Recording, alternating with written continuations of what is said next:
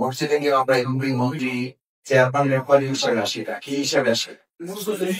মসজিদ আসার আমাদের পরিচয় কি? আবার জোরে বলেন মুসল্লি। যেমন মৃত্যুর পরে আমাদের নাম হবে চেয়ারম্যান সাহেবের কমিটা নিয়ে আসে, মৃত্যুর পরে আমাদের নাম হবে ইমাম সাহেবের কমিটা নিয়ে আসেন, মৃত্যুর পরে আমাদেরকে বলা হবে ডক্টর শফিকুল ইসলাম মাসুদের কফিনটা নিয়ে আসেন। সেই প্র্যাকটিসটাই আমাদের করা উচিত, আমাদের করতে হবে। সত্যি বলছে, অন্তর থেকে বলছে। আমরা মনে করবেন যে ভাই চাইবেন তো গোল, আল্লাহর রাস্তায় আবার পুঁজি। আমাদের ভোটের মূল্য নাই, আমাদের ভোটের কোনো মর্যাদা নাই। আমাদের প্রত্যেকের মর্যাদা বলছে আমরা পরস্পরের জন্য যদি দোয়া করতে পারি, দোয়া চাই আল্লাহ আমাদের কবুল করুন। সম্মানিত উপস্থিতি,